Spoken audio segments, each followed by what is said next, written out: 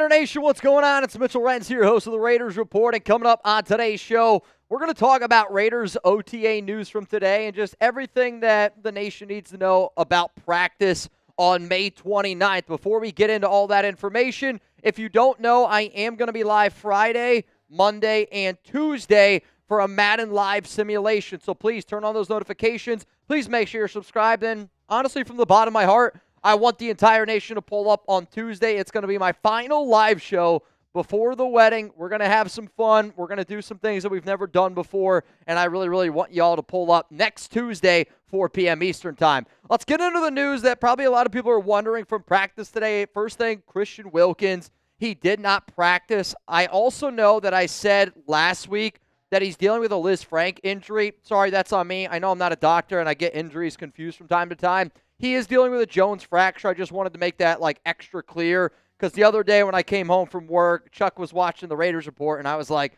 did I really just say Liz Frank? Because I know it's not that. I know it's a Jones fracture, but did not practice today. Again, still dealing with that foot injury. Hopefully we get a little bit more clarification on it, but I'll be very transparent. It's not mandatory right now. When practice becomes mandatory, that's when I'm going to pay a little bit more attention to it. But to me, I want Wilkins to be healthy by training camp, end of July. If we're still talking about this near July, that's going to raise a major concern for me. Let's go to another player that did not practice today, Adam Butler, defensive tackle. From my knowledge, this is one of the very first practices that he did not participate in. Maybe it was a rest day. There's a lot of other things that can happen in the offseason. It was undisclosed, so I do not have the reason why Butler was unable to go today. Another player who was undisclosed and did not practice, Jeremy Chinn, Raiders safety, linebacker, overall hybrid of a player. So Chinn, Adam Butler, and then there was one more player that did not participate, I believe, in practice today, because when you think about Chinn, no, those were the only three players. So Wilkins, Butler, Jeremy Chinn did not practice today. One of the guys who did actually practice today was Thayer Munford, and I released a video earlier today just talking about some of the concerns that I personally had on Munford. And, last week he didn't practice with an undisclosed injury, or it was undisclosed why he wasn't out there. And I think we could all agree Munford needs as much time as he possibly can. He was out there today, so good for him. But the number one player that I was really excited about, and honestly, why I am making this video titled, The Raiders Got Some Good and Bad News. The bad news is Wilkins is still kind of, we don't have a lot of answers there. The good news is Malcolm Koonce practiced today for the first time since tearing that ACL last August. And, he spoke to the media last week and kind of talked about that he's getting there, he's confident, he feels ready to go. And the fact that the Raiders are putting him out there again in non-mandatory situations, I think just speaks volumes of the progress Koonce is making, because when you have an ACL injury from somebody who tore their ACL and blew out their knee, it's not only the recovery process, it's the mental side. And when you see Malcolm flying all over the football field, again, when I say flying, it's practice, but he's running without hesitation. That is a major win, and I think it also just goes to show how much further along Malcolm is. But again, we're talking 9 months ago for an athlete like this. He should be good to go, and he's going to be good to go. So here's going to be the pinned comment on today's show, because to me, the number one thing that fired me up the most about practice today was simply just Malcolm Koonce being back out there on the football field, because obviously we talk about Maxx Crosby a lot. I think, Malcolm is kind of the Robin to Maxx Crosby's Batman. So I got to know, how many sacks is Robin going to have this season? Let me know down below. My answer is going to be coming up right here after this YouTube ad break. I'm going to sit up here and go, the number to me has got to be 9. And I expect 9, and hopefully that's not a high number to expect, but I know what he did at 2023, and I know what he's capable of.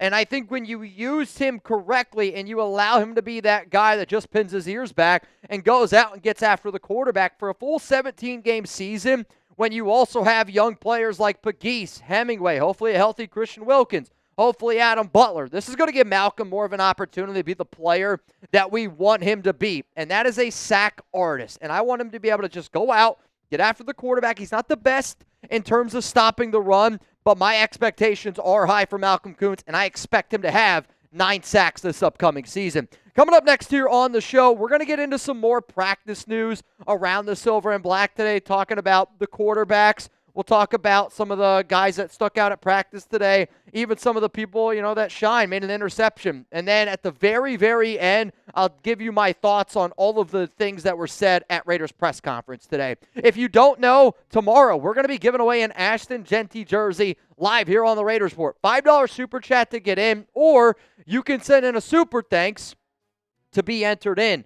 If you don't know how to send in a super thanks, don't worry. I got you covered. It's a really simple way to do it. If you're on your cell phone, there's going to be a button underneath the video. You click on this one right here, and you're going to be able to send in a super thanks, just like a super chat. If you're on your desktop or laptop, those 3 buttons, you click on that with your mouse, cursor, Dad, and then you click on super thanks right here. $5 to get in. I know people are really busy, but this is your final chance to get in for an Ashton Jeanty jersey, and we're going to be announcing that winner tomorrow when we are live on the Raiders Report at the very end of that show. It's going to be after the Madden Sim, so please just keep an eye out for that. Let's keep it moving here today. A lot of the Raiders quarterback drills, Geno continuously is the first person taking all the reps. Aidan O'Connell is second, and then it's kind of being split right now between Cam Miller, the 6th-round pick out of North Dakota State, and it's also being split with Carter Bradley. I know early on today, Bradley was working above Miller, but then I also know in other drills, Miller was working above Bradley.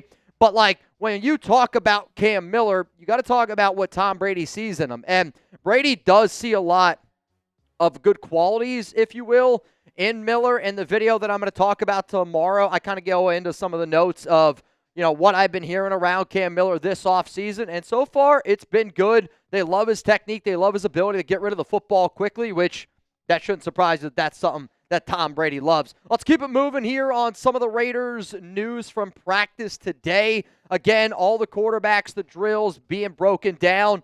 But then there were some other players that, I still wanted to be able to sit up here and give a little bit more information on. I was told that Tre Tucker is really trying to put himself almost in Geno Smith's back pocket, which is exactly what you want a receiver like Tucker to do. I want Tucker, I'm not kidding you, when I think of the way Chuck follows me around at home, if I go upstairs, Chuck's going upstairs. If I go downstairs, Chuck's going downstairs. If I sit down to drop a number 2, Chuck's going to be hanging out with me while I drop that number 2.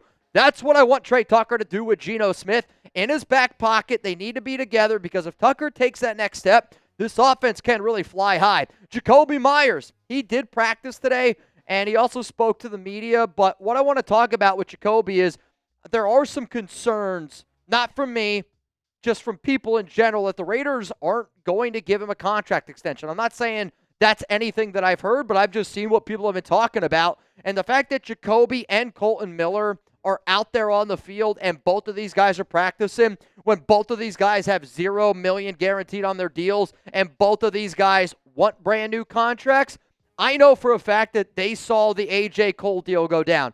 And not that these two guys would be upset about it. Jakobi's literally one of the nicest human beings on the team. And I think the only player that might be nicer than Jakobi is actually Kolton Miller. It's just, these are two leaders. They're doing the right things. And when you're leaders who want to get paid, but said, you know what, I'm going to put the team first, I think that just goes to show again what this team is doing and why they are moving in the right direction. Ashton Jeanty, another great practice for him. It sounded like the Raiders were really trying to use him in a bunch of different ways catching the football. I say this not to scare people, but do you remember last year we had a lot of, talks about Raiders are using Dylan Laube here. The Raiders are using Dylan Laube here. I think that they were trying to use him to see what he can do. We know how special Jeanty could be. But right now, one of the big question marks is he able to catch the football? And that's something that he's doing a lot in practice. Another player, and we got to try to do a better job keeping this guy a secret. And this is a note that I had. And again, when you guys see the video that goes out tomorrow that I already filmed, you're just going to see that this hype train around Thornton Jr.,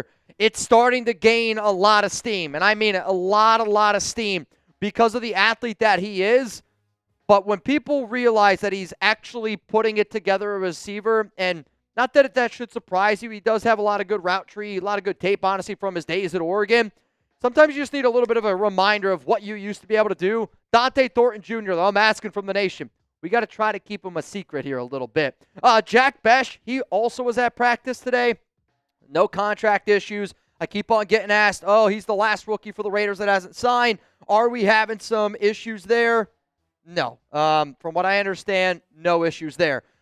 Player that did have an interception today was Jalen Smith. I should mind it that I had a video that was sent to me of Jalen getting a pick. I'll be real.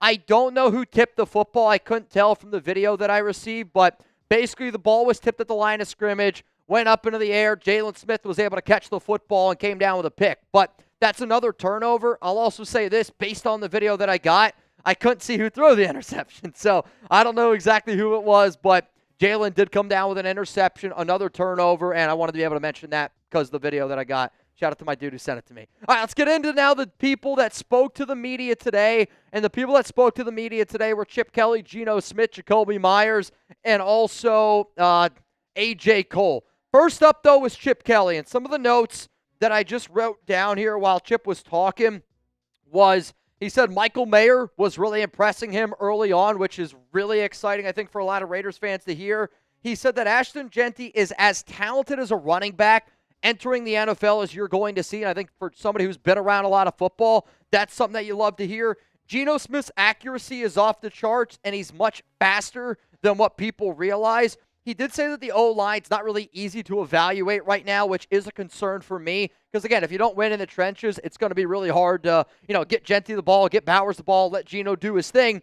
Jakobi, super versatile, can play inside and out. And he said this, and I love that Chip Kelly said this because it's why I did not want Josh McDaniels. It's why I didn't want Luke Getsy. They don't form their offenses around the personnel they have. They form their offenses based on the offense that they have. They're trying to put a square peg into a triangle. For Chip Kelly, he said, you always adapt to your personnel. That is what a good offensive coordinator does. Let's go to what Geno Smith had to say to the media. And Geno might be the most Raider quarterback that the Raiders have ever had, and I'm so happy that he is our guy right now under center. He said that the new weapons are already making him a lot better. He mentioned Brock, Jeanty, Tucker, Mayer, and Jakobi. So when he was asked about the offense, the first 5 players that he mentioned were those first 5 players. And I bring that up because I don't know if I would have put Tucker in that group. I might have put, Jack Bech over him. But the fact that Geno mentioned those guys, I do think that that is noteworthy.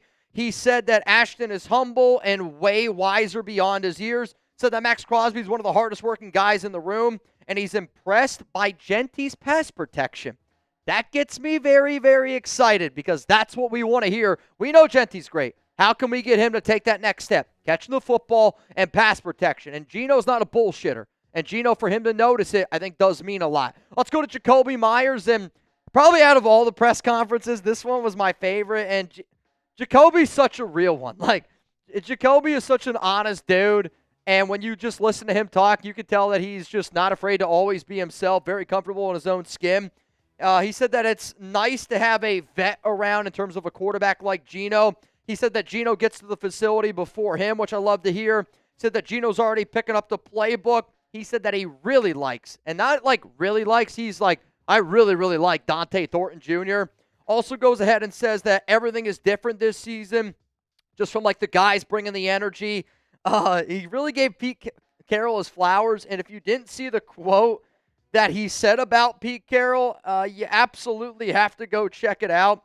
Essentially, he just said, he doesn't know if Pete Carroll's on something to have all that energy at 73, but he thinks that there's got to be a drug for how amped up Carroll is every single day, and you can see that it's being brought to the field. There's a big contagious thing there. Geno brings a lot of stability. And then for A.J. Cole, I'll keep this one a little bit short, but Cole said, this is the most fun that I've had ever playing football. And when you have a new regime come in, that's the type of mentality, that's the mindset that you want to hear.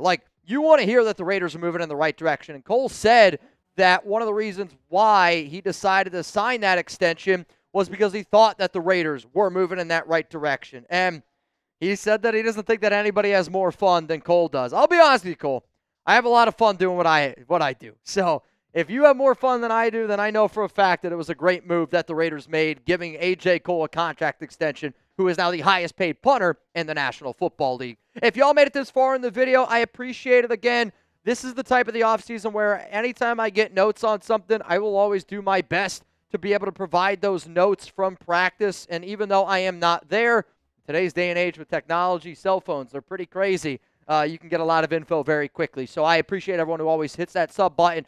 Appreciate everyone who's always tuned in. And a reminder, going to be live Friday, Monday, and Tuesday, Matt and Sims. I hope to see you there.